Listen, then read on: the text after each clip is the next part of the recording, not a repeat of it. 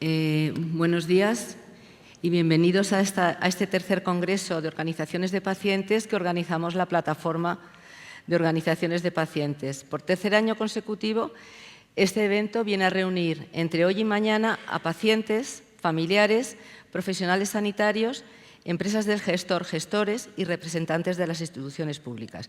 Este año, y me van a permitir volver a decir que este año es especial para nosotros, para la Plataforma de Organizaciones de Pacientes, porque estamos de aniversario.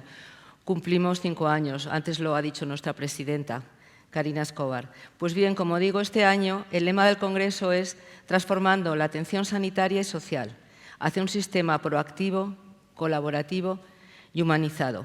Vamos a tratar diferentes temas que desde el punto de vista de los pacientes son imprescindibles para lograr el cambio necesario.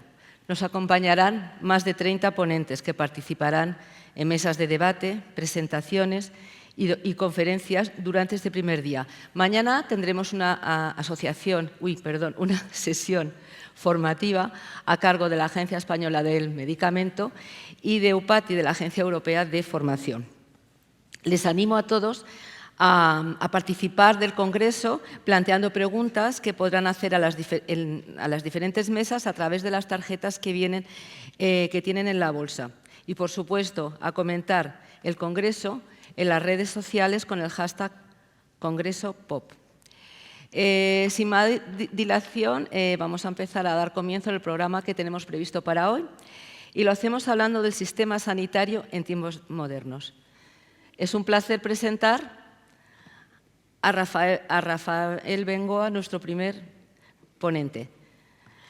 Rafael Bengoa es codirector en The Institute for Health and Strategy, Senior Fellow en la Universidad de Harvard, vicepresidente del programa Horizon 2020 en Salud, Demografía y Bienestar de la Unión Europea, asesor internacional en política de salud, director en sistemas de salud de la Organización Mundial de la Salud y es consejero de Sanidad del Gobierno y Consumo del Gobierno vasco.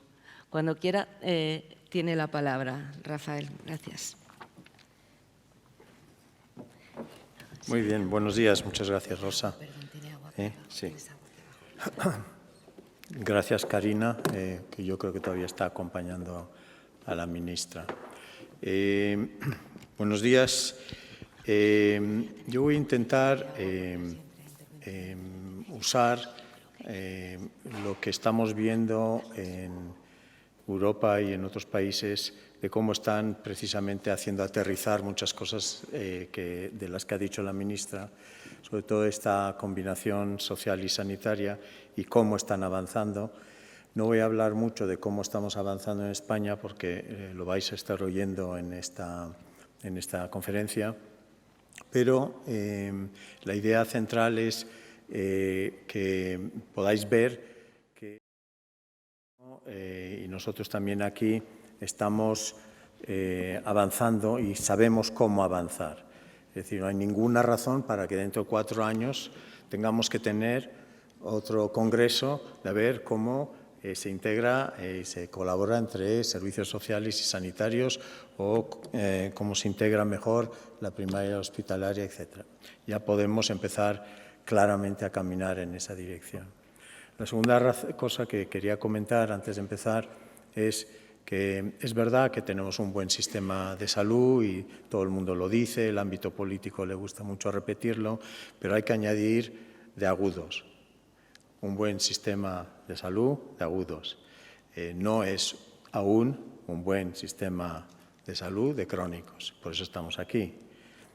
Y eso es bastante importante, porque no hemos hecho la transición y vosotros la sufrís.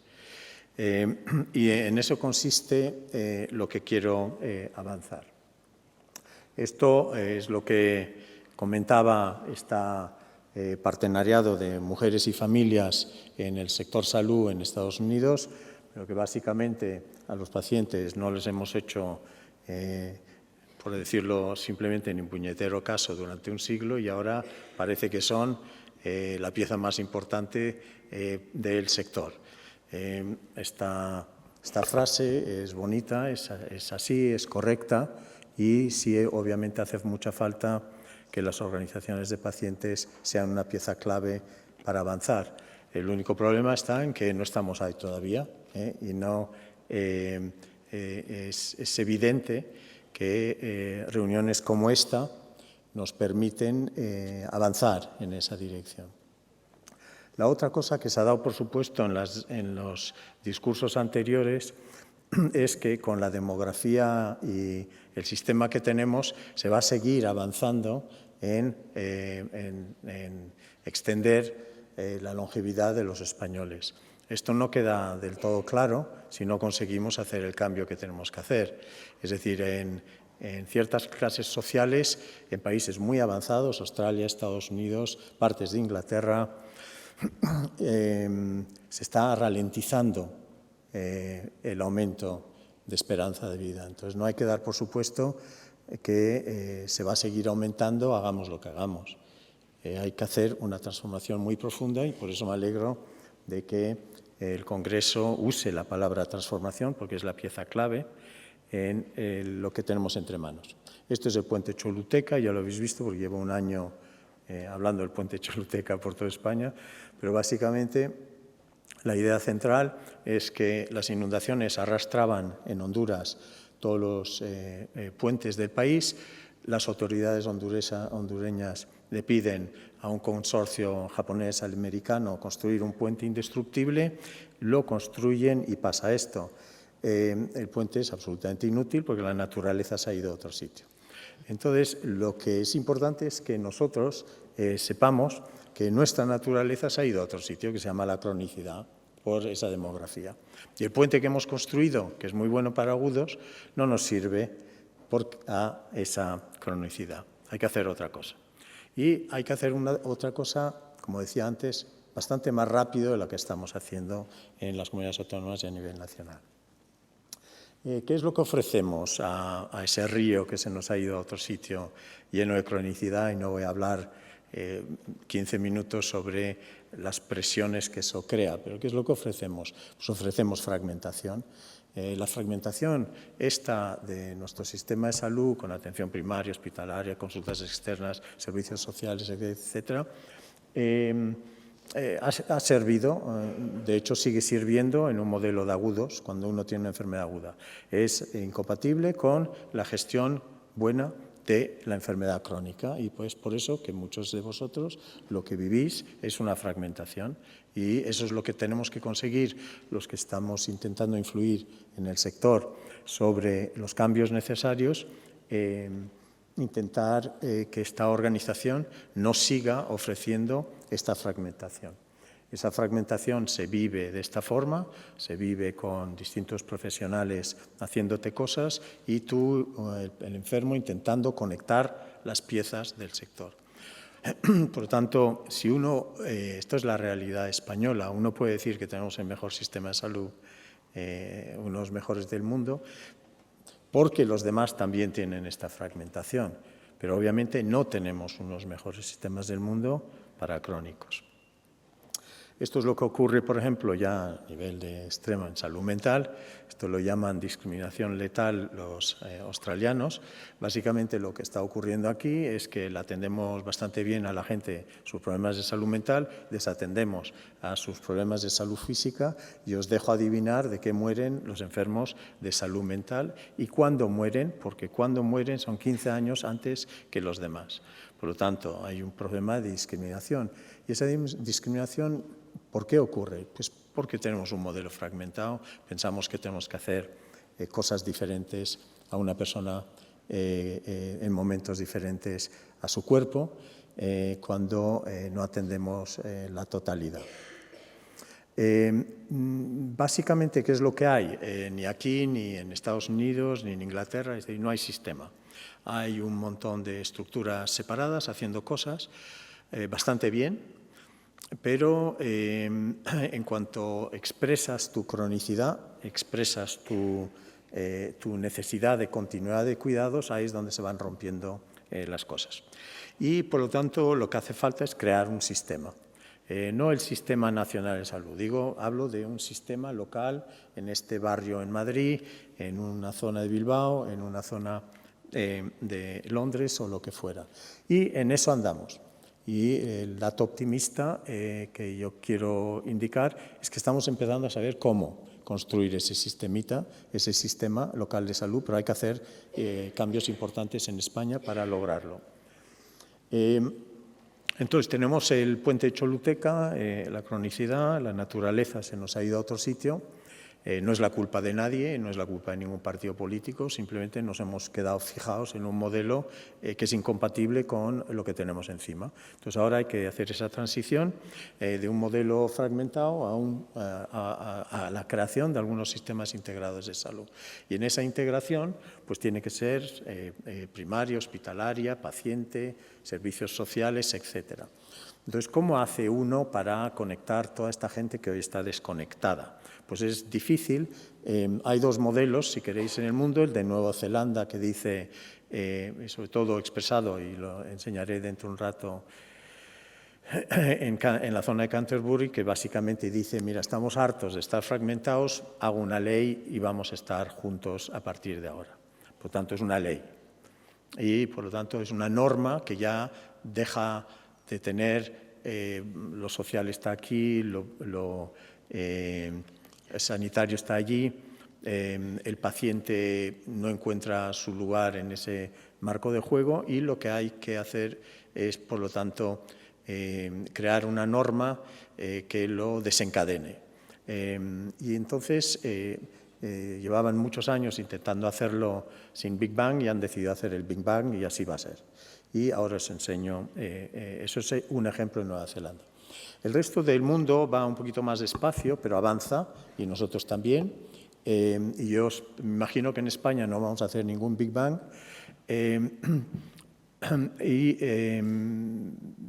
Pero dependiendo de muchas cosas, yo creo que podría ser interesante ya avanzar en algún tipo de norma legal para crear condiciones claras para que se vinculen y transformen los sectores social y sanitario juntos. Entonces, fijaros qué nos cuesta esta fragmentación, según ese estudio y otros estudios, ahí tenéis la referencia, pues un 77% de gasto innecesario, de miles de cosas que hacemos porque estamos fragmentados. Y entonces, cuando hablamos de la sostenibilidad del sistema, es evidente que aparte digamos, de humanizar el sistema y asegurar que estemos haciendo las cosas que los crónicos necesitan, es evidente que hay muchísimo margen económico de ahorro si se hicieran las cosas de otra forma. Por eso en Nueva Zelanda dicen, como no tenemos más dinero, vamos a hacer esto mucho más rápido que otros. ¿Qué es lo que hay que buscar entonces en nuestra España? Pues estar en una situación como la que está escrita arriba, una de mucho más recursos y una transformación. No hablo de las demás porque necesito recortar tiempos, pero básicamente en nuestro país, que está en crecimiento, deberíamos de poder, en sanidad, servicios sociales, estar en ese marco de poner más dinero al sector, y yo creo que esa es la intención, pero no sirve para mucho ponerle más dinero a esto si a la vez no lanzas una transformación. Por lo tanto, la transformación es algo más complejo que ponerle más dinero y eso es lo que os quiero comentar. La zona verde, ¿en qué merece la pena intervenir? La zona verde, en esa gráfica, en ese estudio del Health Foundation, lo que indica es que no parece que la tecnología va a tener una gran revolución en los próximos 10 años. En Alzheimer o en lo que si la hay, genial. Pero según este estudio, no parece que no hay nada muy revolucionario viniendo por el lado de los medicamentos y por el lado de las tecnologías. Por lo tanto, ¿en qué hay que invertir? Hay que dejar de invertir en la zona roja de abajo, que es simplemente una contención del gasto y seguir intentando pensar que va a haber algún beneficio de seguir con una contención del gasto en nuestras comunidades, y hay que atacar las otras 3 zonas que, como podéis ver ahí, que son las que añaden valor real en los próximos 5 o 7 años, que son asegurar que los procesos asistenciales sean integradores en todo el sistema y que poco a poco nos vayamos hacia lo que se llama la salud poblacional, estar atendiendo a grupos a riesgo más vulnerables en lugar de estar atendiendo a todo el mundo de la forma que estamos atendiendo y estar muchísimo más focalizados sobre los grupos más vulnerables. Esto está expresado en un montón de planes que hay por toda Europa, en Estados Unidos. Obamacare lanzaba algunas de esas señales. Esto es lo que hemos hecho en Irlanda últimamente, hace poco, que básicamente es cómo conectar los servicios sociales y sanitarios en Irlanda del Norte.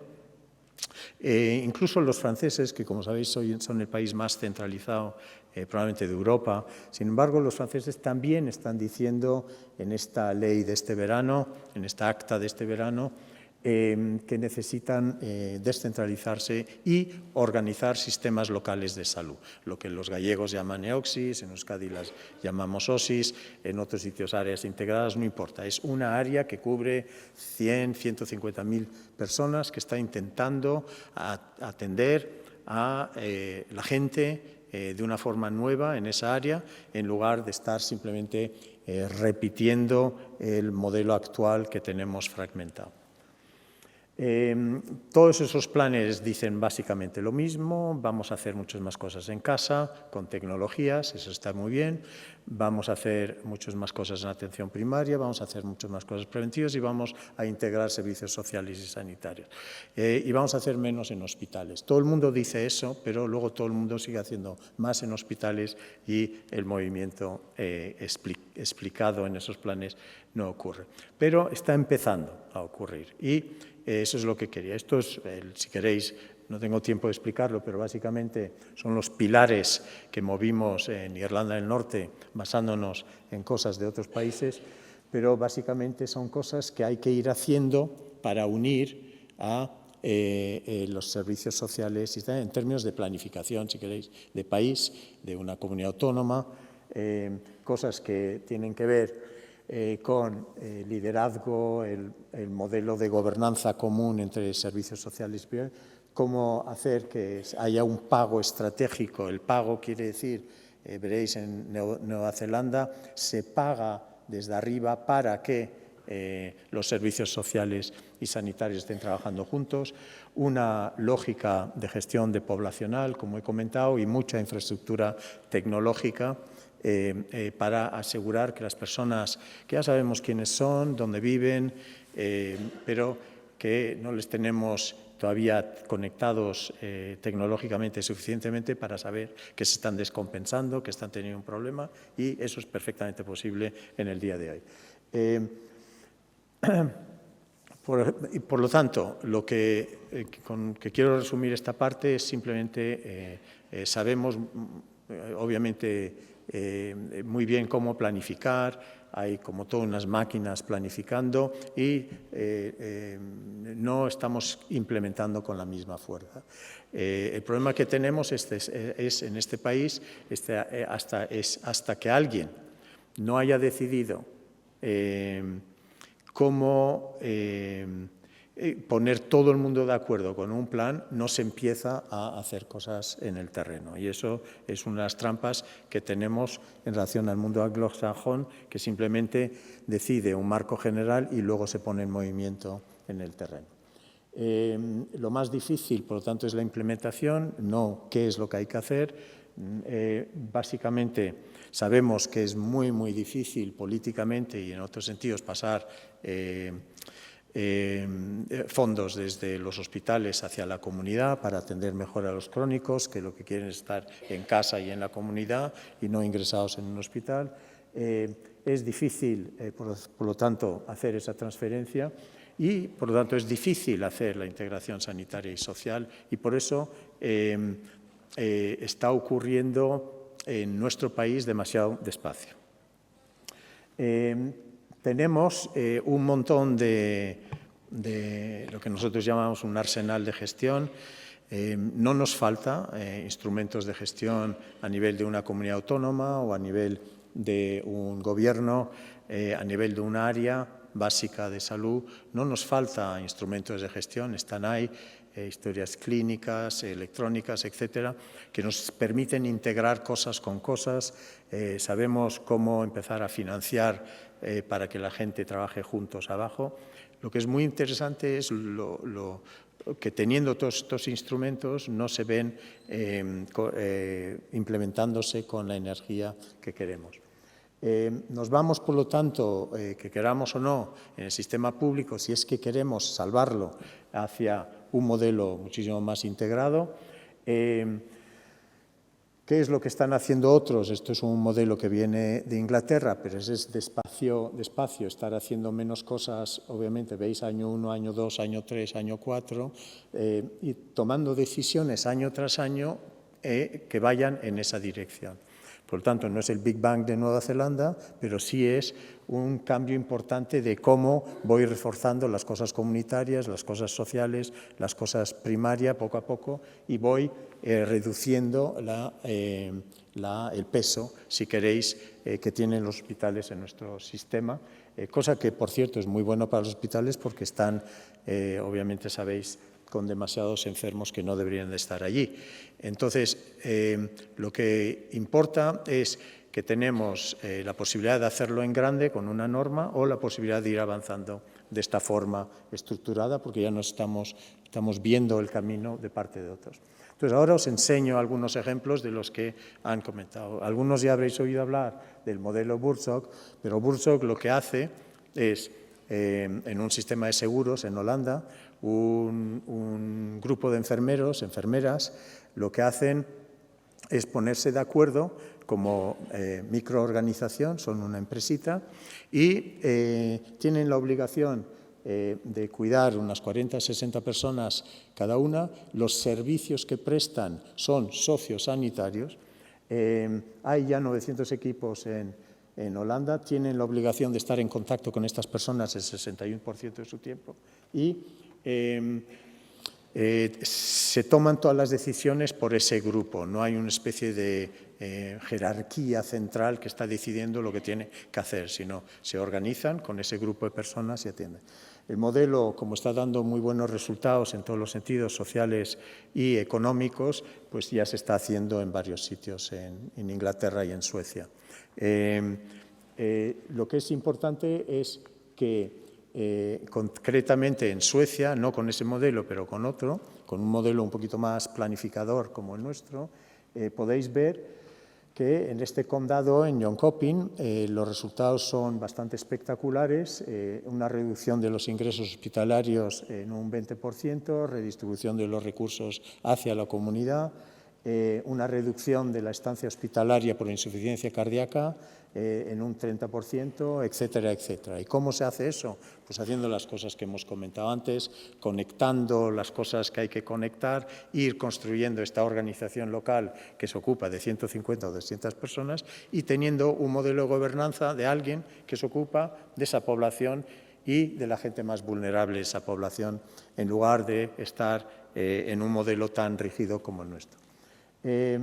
Esto es Nueva Zelanda, aquí es lo que os explicaba antes, ellos lo llaman un sistema, un presupuesto, no hay dos presupuestos, hay un modelo de gobernanza única.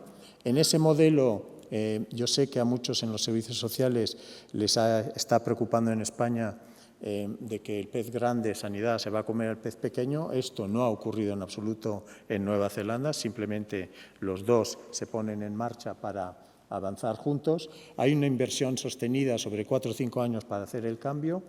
Nuevos modelos de cuidados integrados, es decir, sobre el terreno la gente sanitaria y social hacen evaluaciones conjuntas, etcétera, etcétera, etcétera. Y el tipo de cosas que trabajan son lo que ellos llaman Health Pathway, es una trayectoria de enfermedad sociosanitaria conjunta y esto está funcionando muy bien, con muy buenos resultados.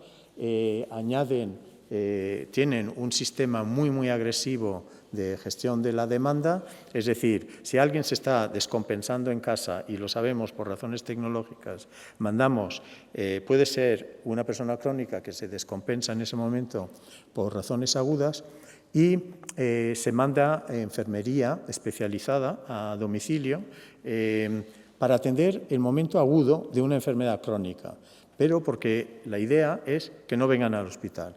Y es muy importante que los resultados son más positivos que cuando llegan al hospital. La historia clínica es accesible por todos los profesionales, incluido la gente del sector social, farmacia, etc. Y es un movimiento políticamente muy ambicioso, pero que está empezando a imitar muchas partes del mundo. No sigo con ejemplos. Esto es otro ejemplo en Estados Unidos, donde también MassMade, eso es en Massachusetts, pero básicamente lo que quiero indicar es Nueva Zelanda, Canadá, Inglaterra, Suecia, Estados Unidos, modelos de salud muy diferentes, todos con la misma guerra, lo sociosanitario está fragmentado y todos empezando a caminar. Allí donde, con independencia del sistema de salud que tienen, se ponen de acuerdo a colaborar, los que se tienen que poner de acuerdo en colaborar y empiezan a dialogar, fijaros que están todos sistemáticamente teniendo mejores resultados de salud y más eficiencia. Entonces yo digo, ¿en qué estamos esperando en España? ¿A qué estamos esperando? ¿Qué es lo que crea esa colaboración? Y acabo con eso. Pues a veces es un primer contrato entre los social y los es casi transaccional. Pero luego con el roce se hace el cariño y se empiezan a conocer dos disciplinas o dos grupos cómo piensan los unos a los otros. Y poco a poco se va creando un modelo de colaboración. Pongo esto, que puede parecer un poquito teórico, de Pomponi, pero básicamente eso es lo que ocurre en la dinámica individual de trabajo en equipo. Y fijaros que el trabajo en equipo, que obviamente es imprescindible, y yo como médico, sabéis, no he recibido ni 2 minutos en la facultad de cómo trabajar en equipo, sino todo lo contrario.